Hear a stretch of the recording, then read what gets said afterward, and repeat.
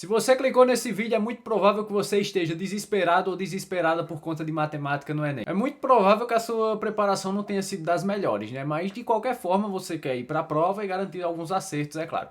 Será que é possível você fazer isso mesmo que você não domine a maioria dos conteúdos? Se não fosse, você pode ter certeza que eu nem perderia meu tempo fazendo um vídeo como esse. Como é que funciona isso? Como é que eu vou te ensinar a chutar no Enem? Você já deve ter percebido que todas as questões do Enem são questões contextualizadas, são questões que se aplicam no nosso cotidiano, né? Uma matemática aplicada. E algumas questões utilizam-se de notícias, de fatos verdadeiros, de curiosidades, enfim. E até quando trata de situações fictícias, são situações que não fogem tanto da realidade. Então é por conta disso que essa técnica de chute que eu vou te passar agora, a gente vai utilizar a lógica em algumas questões. Algumas, tá? É uma técnica que não dá para ser utilizada em todas as questões. Mas daí você vai desenvolver um olhar crítico para as questões e você vai perceber que algumas alternativas deixam de fazer sentido, então isso aumenta a tua chance de acerto. Então, como eu falei, é algumas questões, não todas, senão acaba virando bagunça, né? Então, você estando desesperado ou não, você fez uma boa preparação, enfim, eu não sei como é que foi o seu processo de preparação para a prova do Enem, mas esse vídeo vai te ajudar demais, essa técnica vai te ajudar demais, independentemente da sua situação atual. Afinal de contas, a gente pode até dizer que isso aqui não é apenas uma técnica de chute, né? Porque o chute ele acontece quando você tem mais de uma opção de resposta. No caso, a gente sabe que toda questão do Enem são 5 opções de resposta. Só que aí você vai sair eliminando alternativas e às vezes acaba sobrando apenas uma. Então você não vai chutar na alternativa que sobrou, você vai responder a questão, né? Então essa técnica a gente pode dizer que ela não é só uma técnica de chute, ela também é uma técnica de resolução. A gente sabe que cada questão do Enem possui 5 alternativas e uma está correta. Então se você vai chutar, a probabilidade de você marcar a alternativa certa é de 1 em 5, ou seja, é de 20%. Só que se você utiliza a lógica, você sai eliminando algumas alternativas que não fazem sentido e à medida que você vai eliminando alternativas, a sua probabilidade de acerto aumenta. Mas tem questões, e eu vou mostrar para vocês, que às vezes a gente elimina 4 alternativas que não fazem sentido. Então sobrou apenas uma, sua chance de acertos, claro, se a sua lógica estiver certa, é de 100%. Né? Então você acaba não chutando a questão, como eu falei anteriormente. Você acaba resolvendo a questão utilizando a lógica. Você foge de cálculos e acaba utilizando a lógica para resolver. Então assim, é uma técnica que todas as questões que eu vou trabalhar com meus alunos, quando eu vejo que alguns deles tiveram dificuldades ou quando a gente nota que é uma questão difícil, a gente sempre tenta encontrar uma lógica por trás daquela questão. Como eu falei, não são em todas que a gente consegue encontrar uma lógica, mas já ajuda bastante. Então agora a gente vai para a tela do computador, porque eu separei algumas questões para mostrar para vocês. Vocês vão ver que em algumas a gente vai chutar, mas em outras a gente vai conseguir resolver utilizando a lógica. Então vamos lá, que a nossa primeira questão já é uma questão de logaritmo, é uma questão que é muito chutada, né? As pessoas quando veem o conteúdo de logaritmo no Enem já chutam. Então vamos lá, porque eu vou mostrar para vocês como utilizar a lógica nessa questão e a gente vai ver se vai aumentar a nossa chance de acerto, se no caso, se no final a gente vai ter que chutar, ou se vai ser uma resolução. Eu vou ler a questão, tá certo? Ela diz o seguinte, ó. Em setembro de 1987, Goiânia foi palco do maior acidente radioativo ocorrido no Brasil, quando uma amostra de césio-137, removida de um aparelho de radioterapia abandonado, foi manipulada inadvertidamente por parte da população. A meia-vida de um material radioativo é o tempo necessário para que a massa desse material se reduza à metade. A meia-vida do césio-137 é 30 anos, e a quantidade restante de massa de um material radioativo após T anos é calculada pela expressão m de t é igual a vezes 2,7 elevado a kt, onde A é a massa inicial e K é uma constante negativa. Aqui a questão manda a gente considerar 0,3 como aproximação para o log de 2 na base 10 e pergunta qual o tempo necessário em anos para que uma quantidade de massa do césio-137 se reduza a 10% da quantidade inicial. Essa não é uma questão fácil, tá bom? Eu vou mostrar para vocês a resolução aqui em cálculo. Ó. Foi todo esse cálculo aí que eu tive que fazer para chegar numa resposta. Perceba que a resposta é 100, mas você pode fugir desses cálculos se você utilizar a lógica nessa questão. Então vamos voltar aqui e deixar a questão em branco para que a gente consiga chegar nessa resposta. É o seguinte, as informações que a gente deve levar em consideração para responder essa questão são essas daqui, ó. A meia-vida de um material radioativo é o tempo necessário para que a massa desse material se reduza à metade. E além disso, a gente tem que a meia-vida do césio-137 é 30 anos, ok? Só que é o seguinte, o que é que significa isso? Que se a gente tiver uma quantidade, uma massa de césio-137, após 30 anos essa massa vai se reduzir à metade. A questão quer saber qual é o tempo necessário em anos para que uma quantidade de massa de Césio 137 se reduza a 10% da quantidade inicial. Qual é a lógica que a gente pode aplicar aqui? Vem comigo. Se a gente tem uma quantidade M de massa de Césio 137, a gente não, né, que é um material perigoso, mas enfim. Aí depois de 30 anos, essa quantidade vai se reduzir à metade, tá bom? Então eu vou colocar aqui 30 anos, essa quantidade vai se reduzir à metade. Se ela se reduziu à metade, então agora a gente tem o quê? 50% de M. Perceba que 30 anos não foi o tempo suficiente para que essa quantidade se reduzisse a 10%. Então, se 30 anos não foi o suficiente, obviamente a gente olha aqui para as alternativas e a gente tem na alternativa A 27. Então, 27 anos é que não vai ser suficiente mesmo. Então, veja que aqui a gente já elimina a alternativa A logo de primeira. Então, a chance que era de 1 em 5 agora é 1 em 4, ou seja, sua chance de acerto subiu de 20 para 25%. Só que a gente pode continuar resolvendo essa questão dessa forma. Depois de 30 anos, essa quantidade aqui, que era de 50% da quantidade inicial, também se reduz à metade.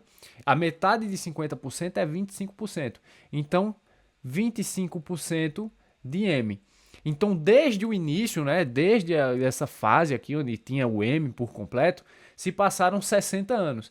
E em 60 anos tem 25% da massa da quantidade inicial. Perceba que 60 anos ainda não foi o suficiente para que a gente chegue em 10% da quantidade inicial. Então, 36 que está na alternativa B também não vai ser, 50 que está na alternativa C também não vai ser, e 54 que está na alternativa D também não vai ser. Então, só sobrou para a gente uma questão: 100. Não tem jeito. Pela lógica, se só sobrou ela e a nossa lógica está correta, essa é de fato a resposta, como a gente pôde conferir anteriormente. Então você foge daqueles cálculos e chega na resposta dessa questão apenas utilizando a lógica, tá certo? Então essa aqui não foi uma técnica de chute, eu diria, né? Foi uma técnica de resolução, porque sobrou pra gente apenas uma alternativa e a gente conseguiu chegar na resposta correta. Agora vamos à próxima questão, que é uma questão do Enem 2023 PPL. Embora seja uma questão fácil, uma questão de regra de 3 simples, mas ela envolve conceitos de grandezas diretamente e inversamente proporcionais. E eu consigo perceber assim que muitas pessoas só conseguem resolver questões de regra de 3 simples se as grandezas forem diretamente proporcionais. Se forem inversamente proporcionais, a maioria das pessoas, a maioria não, eu diria, mas tem uma parte das pessoas que acabam travando na resolução da questão. Então eu vou te explicar agora como utilizar a lógica para conseguir responder essa questão.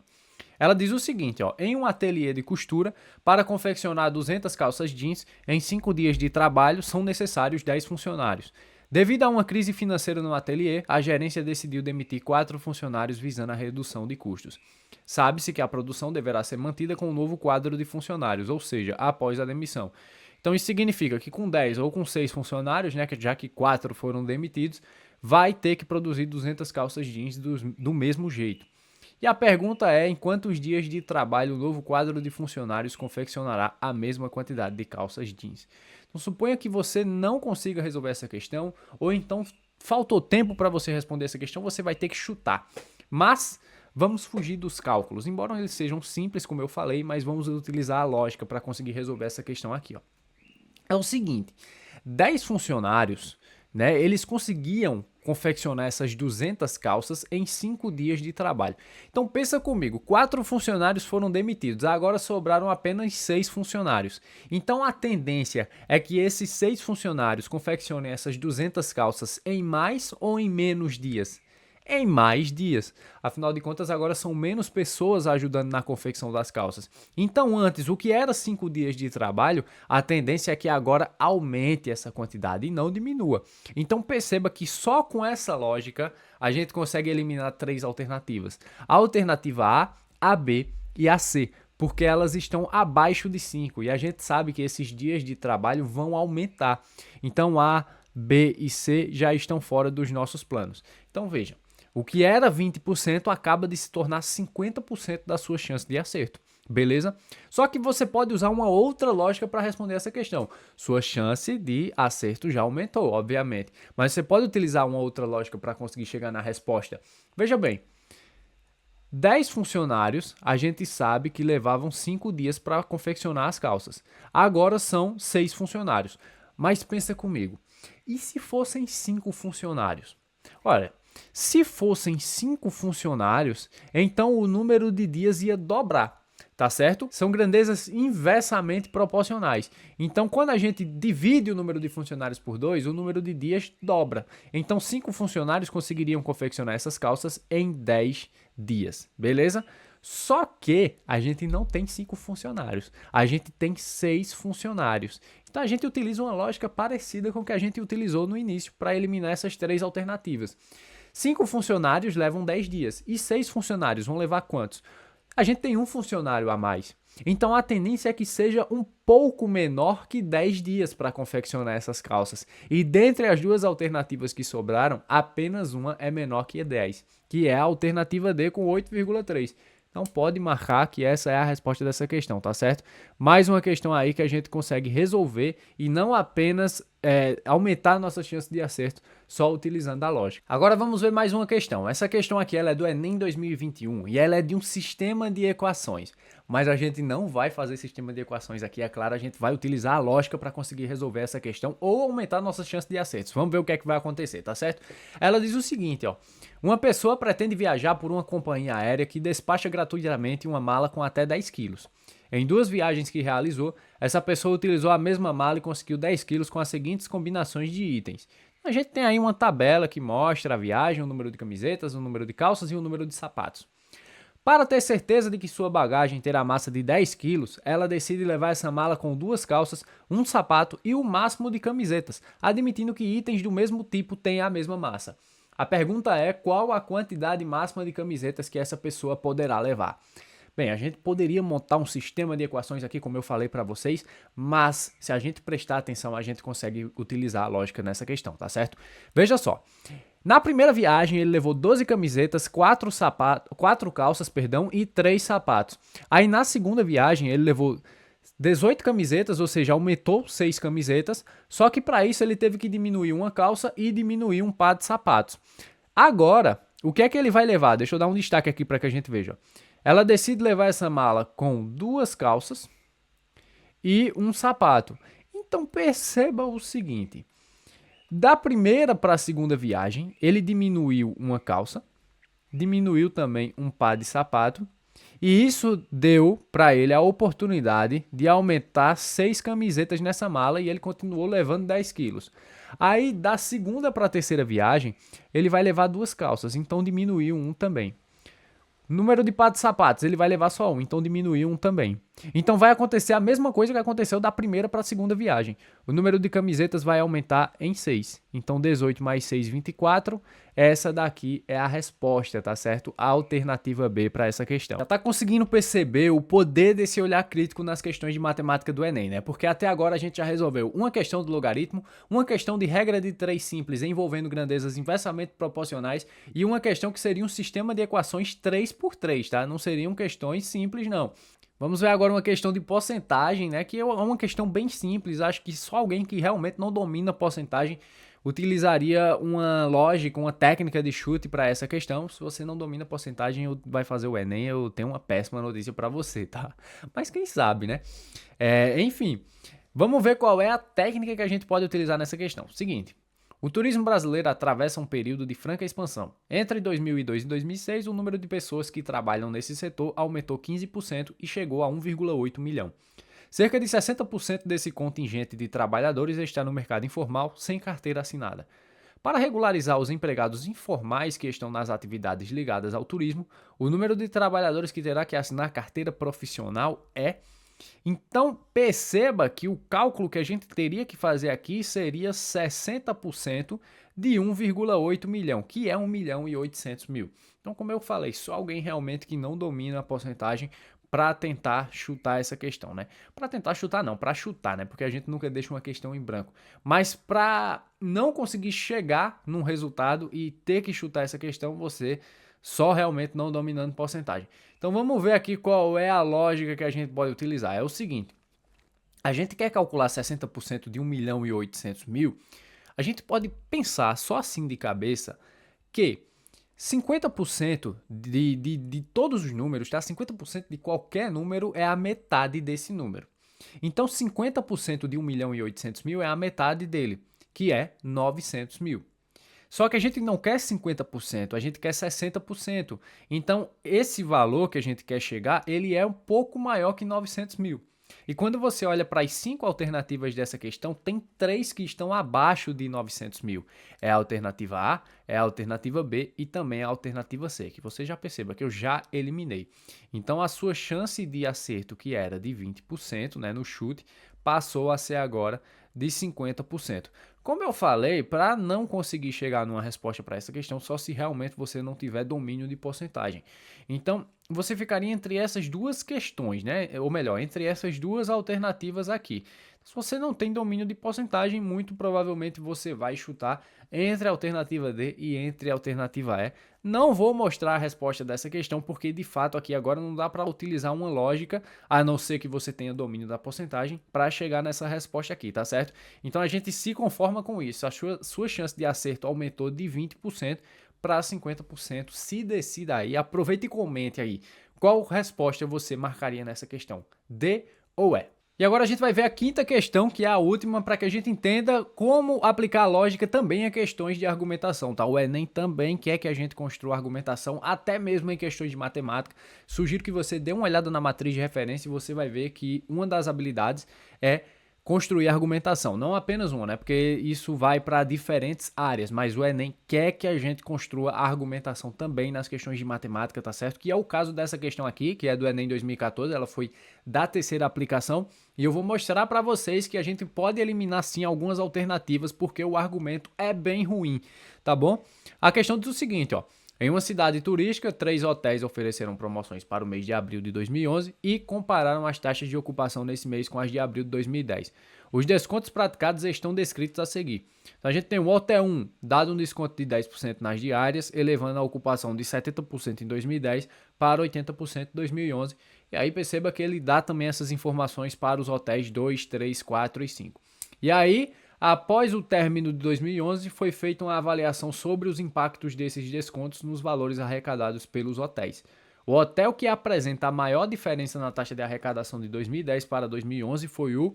Então deixa eu dar um destaque aqui no que a gente realmente quer, tá? A gente quer descobrir o hotel que apresentou a maior diferença na taxa de arrecadação de 2010 para 2011. Então, como eu falei para vocês, a gente vai eliminar as alternativas que tiverem argumentos bem ruins. Na alternativa A, diz que foi o Hotel 1, porque ele apresenta a maior taxa de ocupação antes dos descontos. Vê só, antes dos descontos, beleza, né? A gente consegue perceber aqui que a ocupação dele antes do desconto é 70%, ela é realmente a maior. Só que o que é que tem a ver? Só porque ele apresentava a maior taxa de ocupação antes dos descontos, isso significa que ele vai apresentar a maior diferença na taxa de arrecadação de um ano para o outro? Não faz sentido, tá certo? Porque imagina, por exemplo, pensa comigo, um hotel que ele tivesse 99% em 2010 e aí em 2011 subiu para 100%. Isso faz sentido porque, assim, isso dá para ele o título de hotel que apresentou a maior diferença na taxa de arrecadação? Não. Tá certo? É claro que a gente não está trabalhando com um hotel que tem 99%, o maior que a gente tem aqui é 70%, mas se você parar para pensar, esse argumento não é viável, tá certo? Se você for só analisar a maior taxa de ocupação antes dos descontos, isso aí não é suficiente para a gente responder a questão, tá certo? Então esse argumento aí, ele é fraco, esse argumento não faz o menor sentido, então a alternativa A gente já pode tirar daqui.